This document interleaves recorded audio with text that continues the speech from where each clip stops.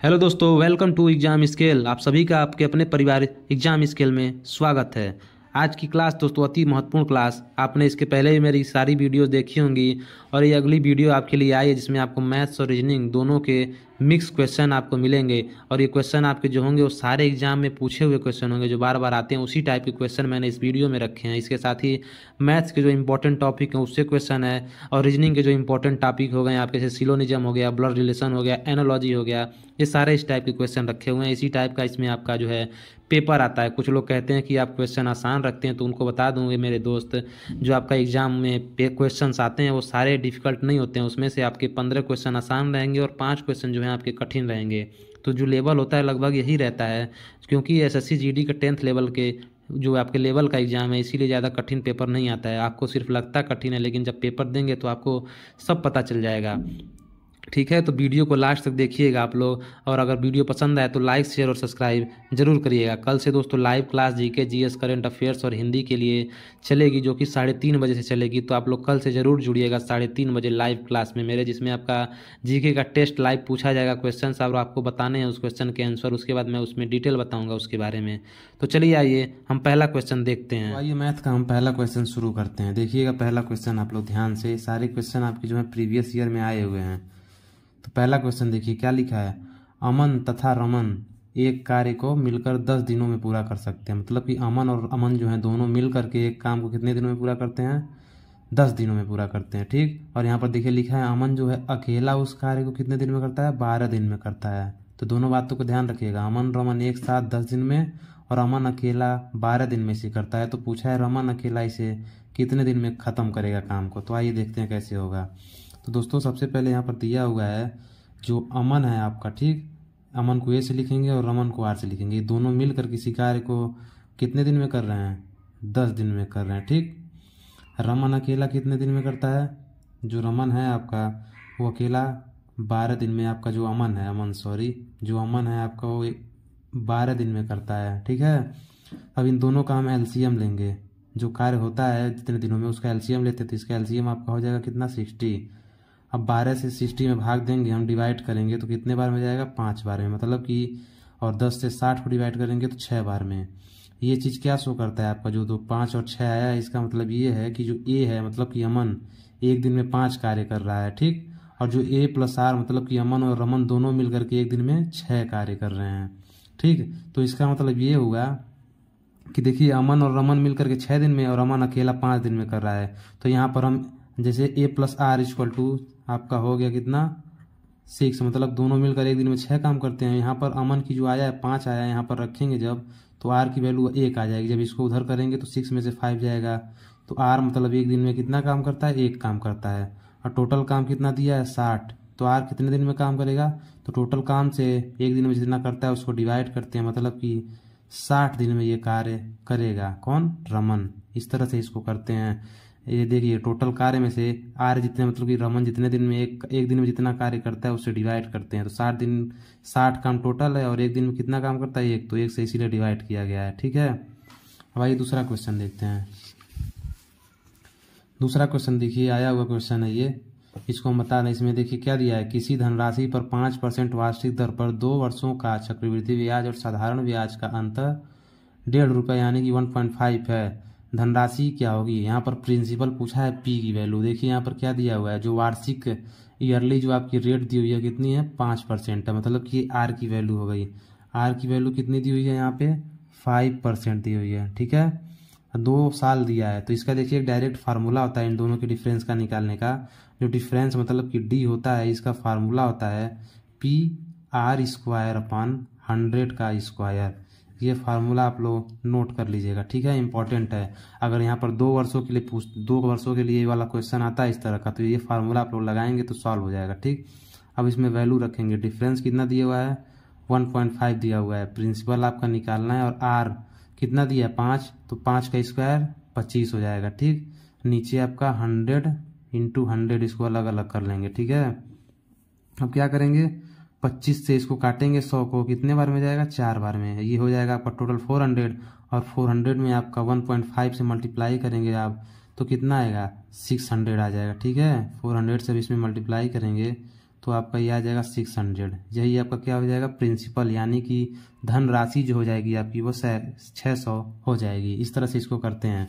और अगर 3 वर्षों के लिए आता है तो उसका फार्मूला लिखिएगा। 3 वर्षों के लिए जो फार्मूला होता है उसको हम बता दें आपको, वो होता है आपका PR² अपॉन 100², इतना तो होगा ही। इसके बाद होता है 300 + R अपॉन 100, इतना अलग से ये जुड़ता है। ये आपका 3 साल का फार्मूला होता है और ये आपका 2 वर्षों का फार्मूला हो गया। दोनों नोट कर लीजिएगा, ठीक है। अब आइए अगले क्वेश्चन पे चलते हैं। अगला क्वेश्चन देखिएगा।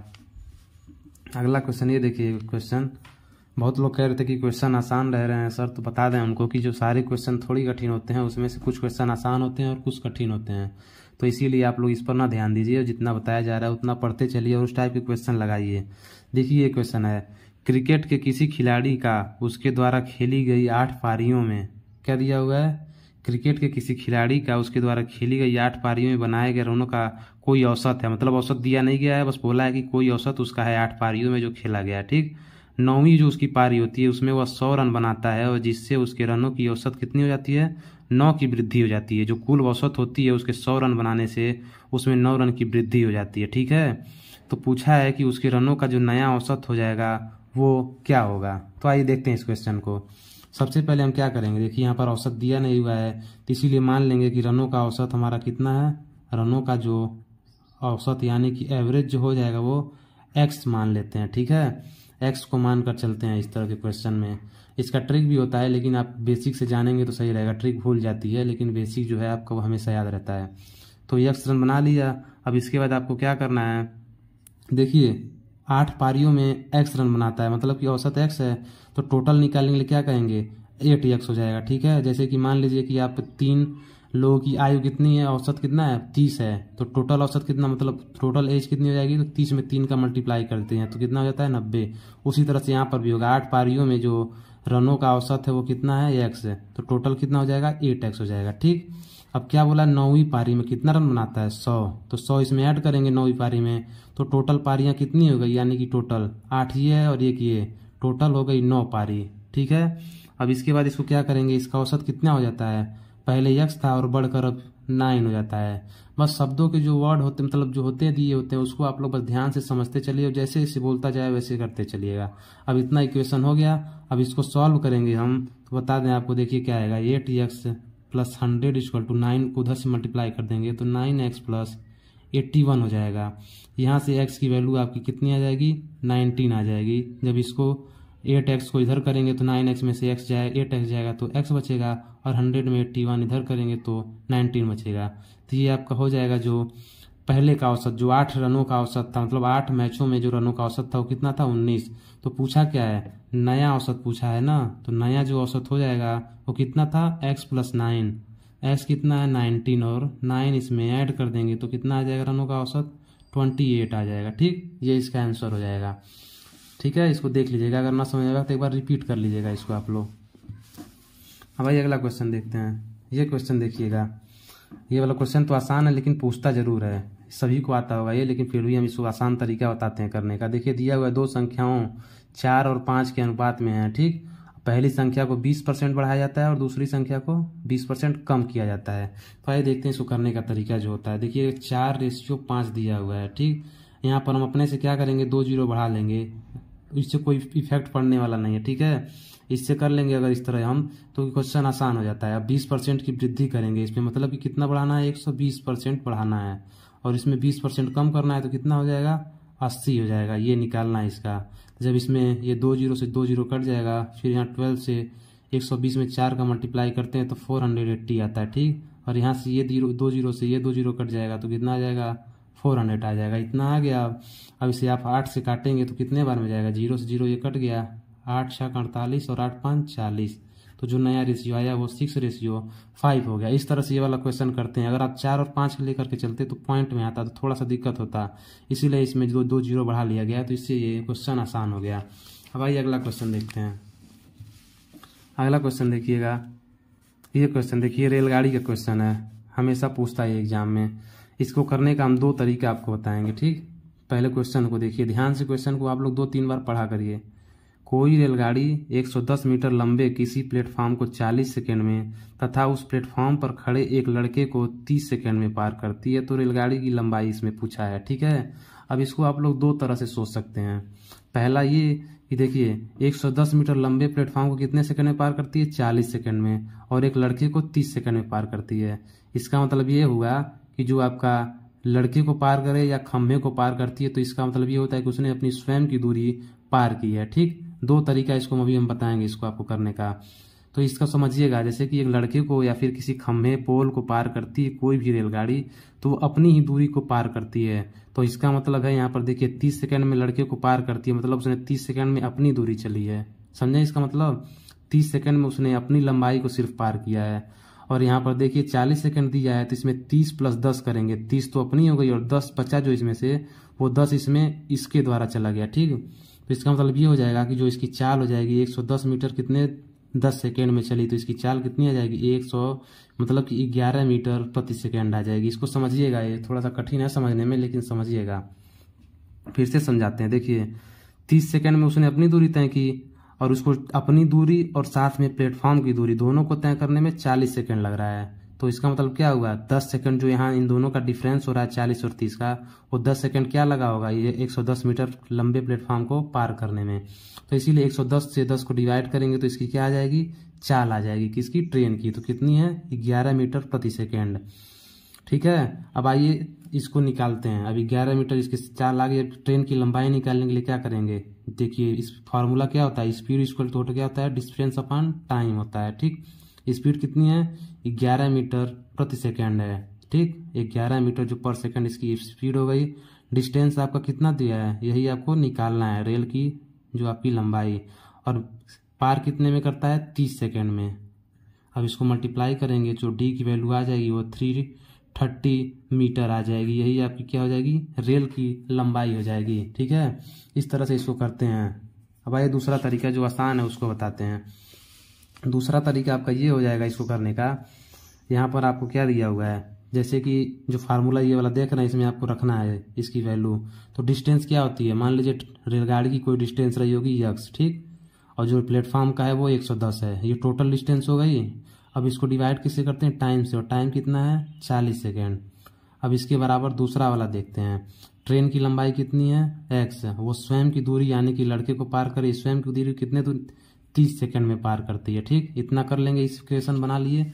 अब इस इक्वेशन में देखिए 0 से ये 0 कट जाएगा और उधर 4x हो जाएगा, इधर जाएगा तो, और ये x बचा, मतलब कि 3x इक्वल टू कितना आ जाएगा 3। यहाँ पर देखिए इधर 4x हो जाएगा और ये 3 इधर जाएगा। तो इसको बताते हैं आपको, देखिए 3x + 330 इक्वल टू 4x हो जाएगा।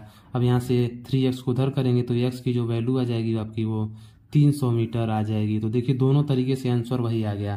तो दोनों तरीके आप लोग याद रखिएगा। अब अगला क्वेश्चन देखिएगा, ये देखिए प्रॉफिट डिस्काउंट का क्वेश्चन आ गया, प्रॉफिट लॉस में डिस्काउंट का। देखिए क्या दिया हुआ है, 6 जो कमीजें हैं, ठीक, 6 जो शर्ट है, इसकी जो मूल्य दिया हुआ है अंकित मूल्य यानी कि मार्केट जो प्राइस है वो आपका कितना है 84 जो आपका 100 है मार्केट प्राइस। तो एक का निकालेंगे तो 6 से इसको डिवाइड कर देंगे। तो जब इसको 6 से डिवाइड करेंगे तो आपका कितना आएगा 1400, मतलब कि एक शर्ट की कीमत कितनी है 1400, मार्केट प्राइस जो है आपका वो 1400 है। अब इस 1400 में आपको कितना छूट देना है 12.5, 12.5% का छूट आपको 1400 में देना है। तो 1400 में जब हम 12.5% का छूट देंगे, यानी कि इसको लिख सकते हैं 12.5% को हम 7/8 लिखते हैं। जब 12.5% जो आपका होता है उसको बता दें हम आपको, देखिएगा इसको लिखते हैं 1/8, ठीक। अब छूट दिया हुआ है तो 8 में से 1 छूट करेंगे तो 7 हो जाएगा और नीचे आपका जो है वो 8। तो इसी तरह से इसको लिखते हैं।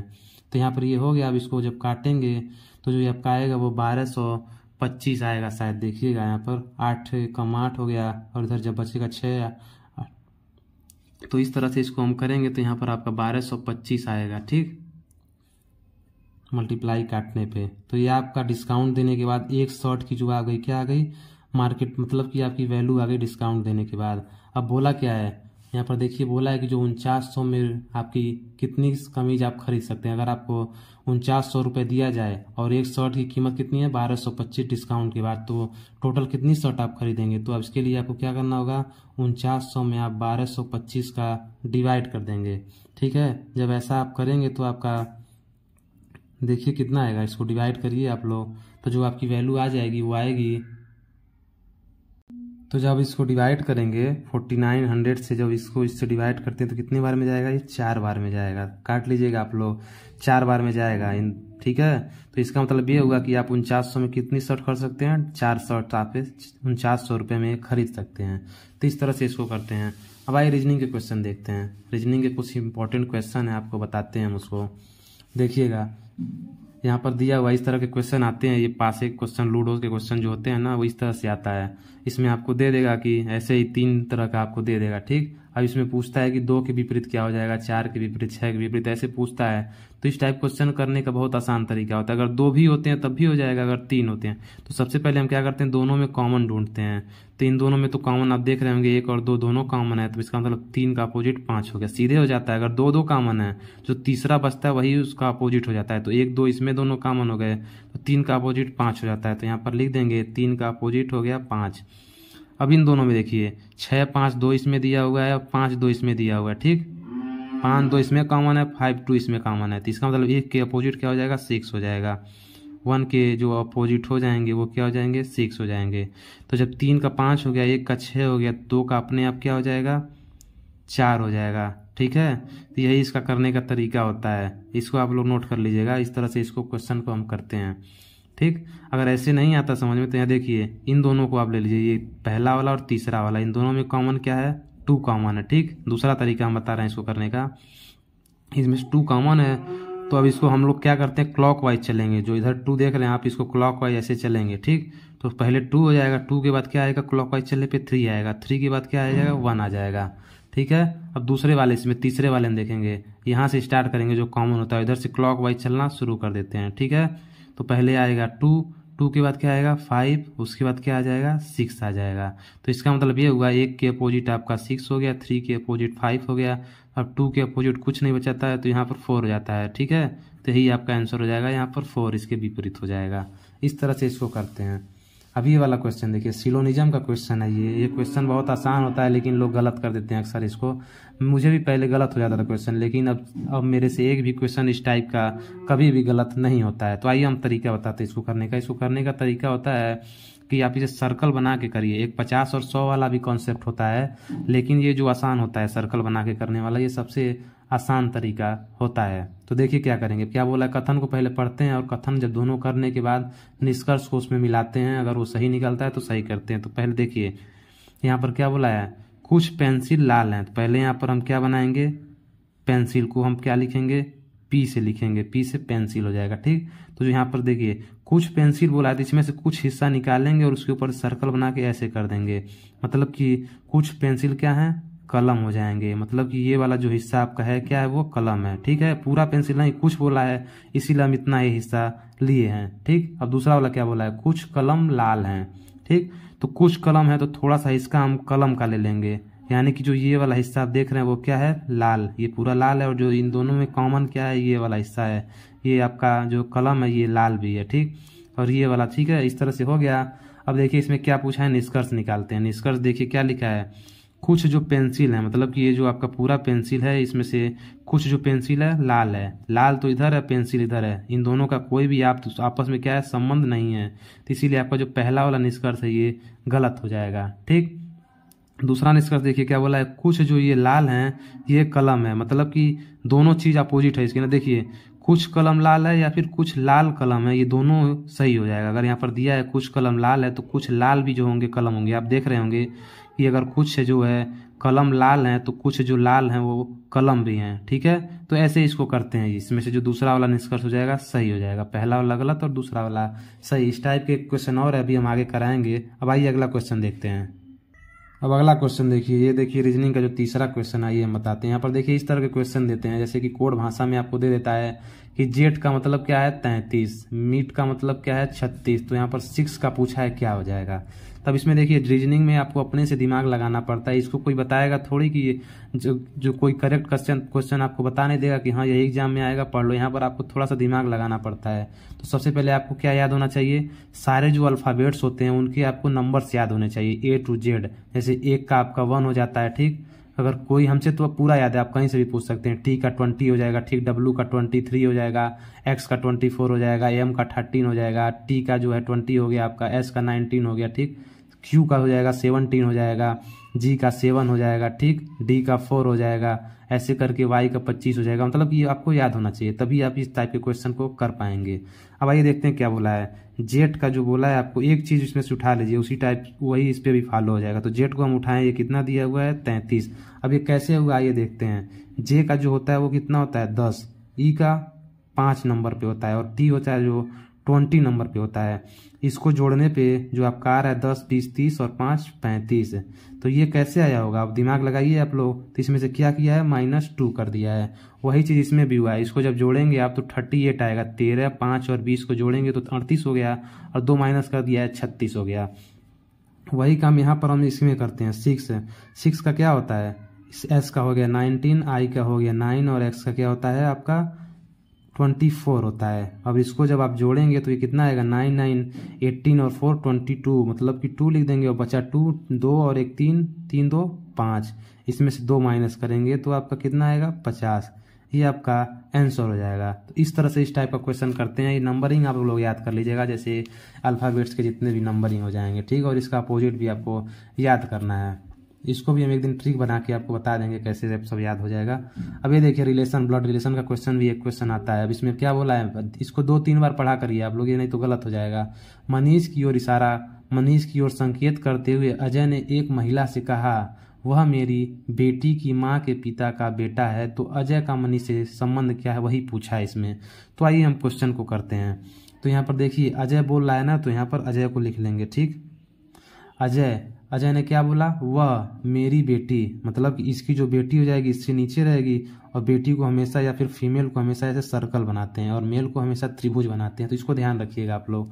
तो क्या बोला है, वह मेरी बेटी की माँ, मेरी मतलब कि इसकी जो बेटी है इसकी माँ क्या हो जाएगी, इसकी जो वाइफ हो जाएगी। और वाइफ के लिए हमेशा ये डबल बराबर करके यहाँ पर क्या लिख देंगे, महिला इसकी वाइफ है तो फीमेल हो जाएगी, तो इसीलिए सर्कल बना देंगे। तो मतलब कि अजय की बेटी की माँ के पिता, इसके जो पिता इससे ऊपर हो जाएंगे, ठीक है, और पिता मेल है तो इसलिए त्रिभुज बन गया, ठीक। इनके पिता का बेटा क्या हो जाएगा, इनका भाई हो जाएगा ना। तो यहाँ पर इसको लिख देंगे, भाई के लिए हमेशा समान बराबर में रहता है भाई, ठीक। भाई और बहन हमेशा बराबर में रहते हैं। और सिंगल के साथ ऐसे बना देंगे। तो क्या बोला, देखिए बोला जो क्वेश्चन में, वह मेरी बेटी की माता के पिता का भाई है, मतलब कि इनका बेटा इसका भाई हो जाएगा ना, इस महिला का। इस तरह से बना लेंगे। ये आपका इस तरह से इसको क्वेश्चन को अगर आप बना लेते हैं तो बस कुछ बचा ही नहीं क्वेश्चन में। अब क्या बोला है, अब बोला है कि अजय का मनीष से संबंध क्या होगा। जो ये आपका है ये क्या है, ये मनीष है, ठीक। ये लड़का जो है आपका इसका नाम मनीष है, यहाँ पर दिया हुआ है ना, मनीष की ओर इशारा करते हुए बोलता है। तो अजय का मनीष से क्या संबंध हो जाएगा, अजय की ये वाइफ हो गई और ये इसका भाई है। तो समझ सकते हैं आप जो अजय है वो मनीष का क्या हो जाएगा, जीजा हो जाएगा, ठीक। या फिर अगर पूछता मनीष अजय से क्या रिलेशन है तो साले का हो जाता। तो इस तरह से इसको करते हैं क्वेश्चन को, ठीक है भाई। अगला क्वेश्चन देखते हैं। ये वाला क्वेश्चन देखिए, सर्किल का क्वेश्चन आ गया। काफी बड़ा क्वेश्चन होता है, लोग इसे डर करके छोड़ देते हैं क्वेश्चन, लेकिन अगर आप इसको करने बैठते हैं तो ये बहुत ही आसान होता है। इसको पढ़ पढ़ के हम लोग करते चलेंगे। देखिए क्या बोला, 6 व्यक्ति ABCDEF एक घेरा बनाकर बैठे हुए हैं। घेरा बोल लीजिए या फिर सर्कल बोल लीजिए। सभी के मुख क्या है, केंद्र की ओर हैं। BA, अब ठीक कितना हो गया, पहले आप क्या करेंगे, सर्कल बनाएंगे, ठीक है। तो हम सर्कल पहले बना लेते हैं, और इसको करने के लिए आपको 2 सर्कल बनाना होता है, ठीक। एक सर्कल इधर हो गया और एक सर्कल इधर हो गया, ठीक है। अब इसमें 6 व्यक्तियों को बैठा देंगे, 3 4 5 और ये 6 हो गया। 1 2 3 4 5 6 लोग को दोनों पे बैठा दिए। अब जैसे जैसे बोलेगा उसको दोनों तरफ से हम बैठाते चलेंगे। जैसे यहाँ पर बोला है B जो है A और E के बीच में बैठा है ना, B जो है A और E के बीच में बैठा है, तो यहाँ पर कहीं भी बैठा देंगे, ऐसा कुछ नहीं है कि यहीं पर बैठाएंगे। तो B को हम क्या बोल रहे हैं, यहाँ पर जो बोला है B को यहाँ पर बैठा दिए, और किसके बीच में है, A और ई के बीच में है। तो देखिए ए और ई इधर कर दिए। अब यहाँ पर क्या करेंगे, बी को ऐसे बैठा करके, ठीक, यहाँ पर ए करेंगे और यहाँ पर ई, दोनों में अपोजिट चलता है। ऐसे यहाँ पर जैसे करेंगे उसका उल्टा यहाँ पर करते हैं, ठीक है। इतना कर दिए। अब आगे क्या बोला है, सी जो है डी और एफ के बीच में बैठा है। जैसे यहाँ पर आप सी को बैठाएंगे और यहाँ पर डी कर दीजिए एफ, यानी कि सी डी और एफ के बीच में बैठ गया। अब इसी का अपोजिट यहाँ भी करते हैं, यहाँ पर सी को बैठा देंगे, ठीक, और इधर एफ था तो इधर डी हो जाएगा और इधर एफ हो जाएगा। मतलब दोनों में इसका अपोजिट चलता रहता है। अब देखिए इसमें से क्या होगा, वही आगे चल के दोनों में से एक कट जाता है कोई ना। अब देखिए क्या बोला, एफ जो है ए के बाईं ओर बगल में बैठा है। अब दोनों में से देखिए एफ के बाईं ओर एक इधर बैठा है, कौन से वाले में, तो आप देखेंगे कि जो एफ के जो बाईं ओर आपका ए, इसमें से बता दें आपको, एफ के बाईं ओर बगल में ए बैठा है, इसको बताना है आपको। तो आइए हम बताते हैं इसको। तो देखिएगा इसको आप लोग, थोड़ा सा मिस्टेक इसमें हो गया है, इसको हम सॉल्व करते हैं अभी। देखिए यहाँ पर हम इसको क्या कर देंगे, एफ ए के मतलब क्या बोला है, तो यहाँ पर हम एफ कर देंगे और डी को इधर कर देंगे, ठीक है। अब देखिएगा क्या बोला है, एफ जो है वो ए के बाईं ओर बैठा है, मतलब एफ जो है वो ए के बाईं तरफ बैठा है। ये तो सही हो गया। अब इसको काट दीजिएगा, ये गलत हो गया है, ठीक है। अब क्या बोला है, ई के दाईं ओर बगल में कौन बैठा है, तो ई के दाईं ओर देखेंगे बगल में कौन बैठा है, डी। तो इसका राइट आंसर हो जाएगा डी, ठीक है। डी आपका ई के राइट में बैठा है। इस तरह से ये वाला क्वेश्चन हम करते हैं। भाई आगे चलते हैं। अब देखिएगा एक क्वेश्चन हमने सिलोनिज्म का फिर रखा है इसमें। देखिए सिलोनिज्म का क्वेश्चन है, इसको बताते हैं। देखिए यहाँ पर कथन दिया हुआ है, 3 कथन दिए हुए हैं इसमें, और देखिए इसमें संभावनाएं दी हुई हैं। इस टाइप के क्वेश्चन थोड़े से डिफिकल्ट होते हैं, इसीलिए मैंने इसको बताने की कोशिश की है आपको, तो ध्यान से समझते चलिएगा। सबसे पहले हम इसमें सर्कल से इसको करते हैं, ठीक है। तो सर्कल से देखिए कैसे होगा, पहले आप एक सर्कल बनाएंगे, ठीक है। अब क्या बोला इसमें, सभी जो जेब्रा हैं, अब इसको लिख देंगे हम क्या, जेब्रा, ठीक। जो सभी जेब्रा हैं आपके वो क्या हैं, ये आपकी क्या हो जाएगी, सभी जेब्रा आपकी गाय हो जाएंगी, ठीक है। ऐसे करते हैं। अब क्या बोला है, सभी जो ऊँट हैं गाय हैं, मतलब कि ये आपकी पूरी गाय है और इसके अंदर आपका ऊँट आ जाएगा, मतलब कि ये आपका ऊँट हो गया, ठीक है। इतना कर लेंगे आप। अब अगला क्या बोला है, सभी जो हैं आपके बाघ क्या हैं, जेब्रा हैं। सभी जो बाघ हैं वो जेब्रा हैं, मतलब बाघ जो है वो जेब्रा के अंदर में आ जाएगा। यहाँ पर ब लिख देंगे, मतलब कि जो सभी बाघ हैं वो जेब्रा हो जाएंगे। तो इस तरह से ये बन गया आपका, ये ऊँट हो गया, ये बाघ हो गया, ये जेब्रा हो गया आपका, और ये पूरी आपकी गाय हो गई। अब आइए निष्कर्ष को देखते हैं। क्या बोला यहाँ पर, जो सभी बाघ हैं वो गाय हैं, तो बिल्कुल सही है। देखिए ये आपकी पूरी गाय है, ठीक, और ये आपका इसके अंदर में आ रहा है बाघ ना, तो इसका मतलब ये क्या हो गया कि जो सभी बाघ हैं वो गाय हैं। तो पहला वाला निष्कर्ष सही हो गया। अब देखिए दूसरा क्या बोला है, सभी ऊँट के बाघ होने की संभावना है। देखिए ऊँट तो वैसे यहाँ पर बाहर है, लेकिन है तो ये गाय के अंदर में ही, बाघ भी गाय के अंदर है, जेब्रा भी और ऊँट भी। तो यहाँ पर अगर संभावना प्रकट करके ये बोल रहा है कि सभी जो ऊँट हैं वो बाघ होने की संभावना है, तो ये बिल्कुल सही हो जाएगा। अगर ऐसे सीधे बोलता कि सभी ऊँट बाघ हैं, तब तो ये क्वेश्चन गलत हो जाता, लेकिन यहाँ पर बोल रहा है कि सभी ऊँटों के बाघ होने की संभावना है, तो ये दूसरा वाला भी सही हो जाएगा। तो इस तरह से इसको करते हैं। भाई अगला क्वेश्चन देखते हैं। अगला क्वेश्चन देखिए, इस टाइप के क्वेश्चन देखिए, इसमें आपको देखना रहता है कि बढ़ता रहता है, बढ़ते क्रम में इसको आपको डिफरेंस निकाल के इसको चेक करना रहता है इस टाइप के क्वेश्चन को। तो आइए यहाँ पर हम लिखते हैं, पहले 7 हो गया, 16, 14, 84 यहाँ निकालना है, और ये आपका 252 हो गया। अब इसमें हम देखेंगे डिफरेंस, तो इन दोनों के बीच में डिफरेंस कितना है, देखिएगा 9 हो जाएगा। इन दोनों के बीच में आपका देखिए कितना डिफरेंस आ रहा है, 24 का डिफरेंस आ रहा है, कितना, 24 का। इन दोनों के बीच में आप देख रहे होंगे 44 का डिफरेंस आ रहा है, ठीक। अब ऐसा देखिए, अब इसमें तो कुछ पता नहीं चल रहा है कि कितना बढ़ रहा है कितना घट रहा है, तो इसके बाद दोबारा डिफरेंस निकालते हैं। अब डिफरेंस किसका निकालेंगे, इन दोनों का निकालेंगे, ठीक। जब इन दोनों का डिफरेंस निकालेंगे तो कितना आएगा, 15 आ जाएगा, ठीक।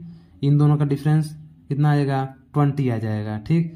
अब इधर जब डिफरेंस निकाले जाएंगे तो यहाँ पर 25 आ जाएगा, यानी कि इसमें जोड़ेंगे इसको 25, जो देखिए 5 5 बढ़ रहा है ना, 5 बढ़ा 20 हो गया, इसमें 5 बढ़ाएंगे 25 हो गया। तो इस 25 को इसमें ऐड करते हैं। जब इसमें ऐड करेंगे तो ये कितना हो जाएगा, 69 हो जाएगा। और 69 को 84 में हम ऐड करते हैं, 69 को 84 में ऐड करेंगे तो 9 और 4 कितना हो जाएगा, 13 को 3, 8 6 14 15, यानी कि 153 जो है आपका आंसर हो जाएगा। अब इतना हो गया। अब इधर कितना बढ़ता, 30 बढ़ता, तो इसमें भी इस तरह से आप कर सकते हैं। तो ये होता है आपको करने का असली तरीका। अब ये देखिए क्या हो गया, यहाँ पर अगला क्वेश्चन देखते हैं। ये देखिएगा, ये आपका इस टाइप का क्वेश्चन आता है और होता बहुत आसान है, और जो कुछ लोग होते हैं जो इसे गलत कर देते हैं, तो इसको भी मैंने रखा है। तो देखिए क्या बोला है, यहाँ पर दिया हुआ है कि आपका जो यदि जो माइनस है उसका अर्थ क्या हुआ है, गुणा है, और गुणे का अर्थ प्लस दिया है, प्लस का अर्थ भाग दिया है, और भाग का अर्थ माइनस दिया है। तो सबसे पहले यहाँ पर इस तरह से, मैं तो इस तरह से करता हूँ, देखिएगा मेरे तरीके से आप लोग भी करिएगा। पहले आप लोग ऐसे लिख दिए, साइन मत लिखिए, साइन को छोड़ करके बाकी सभी चीजें यहाँ पर लिख लेंगे, ठीक। अब देखिए यहाँ पर माइनस था ना, तो यहाँ पर माइनस का अर्थ क्या है, गुणा, तो इसको गुणा लिख दिए। फिर क्या है, भाग, तो भाग का अर्थ देखिए क्या है, माइनस, तो यहाँ पर माइनस कर दिए। अब गुणे का अर्थ क्या बोला है, यहाँ पर देखिए गुणे का अर्थ क्या है, प्लस, और उसके बाद क्या दिया हुआ है, यहाँ पर गुणे का अर्थ प्लस, और प्लस का अर्थ देखेंगे क्या दिया हुआ है, प्लस का अर्थ दिया है डिवाइड दिया हुआ है, ठीक है। तो इस तरह से इसको करते हैं, यहाँ पर डिवाइड दिया हुआ है। अब इसको सॉल्व करते हैं हम लोग, तो आइए अगला देखते हैं। यहाँ पर देखिए इसको जो करने का तरीका होता है, सबसे पहले हम डिवाइड करते हैं, ठीक है। तो यहाँ पर देखिए इधर से मल्टीप्लाई कर देंगे तो कितना हो जाएगा, 140 - 4, और ये प्लस 16/18 हो जाएगा। अब इसको डिवाइड करेंगे, 2 से काटेंगे, इधर 8 बार में जाएगा और ये 9 बार में जाएगा।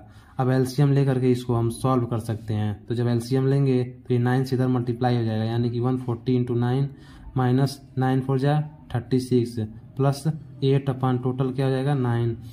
अब इसको आप लोग सॉल्व करिएगा, देखिए यहाँ पर आ जाएगा आपका कितना हो जाएगा, 1260 इधर आ जाएगा, 14 9 के 126 होता है, तो ये 0 बढ़ गया, माइनस 36 + 8/9। तो इसी तरह से आप इस सॉल्व कर सकते हैं। यहाँ पर देख लीजिएगा आप लोग आंसर क्या आएगा। तो इसी तरह से इस क्वेश्चन को करते हैं, ठीक है।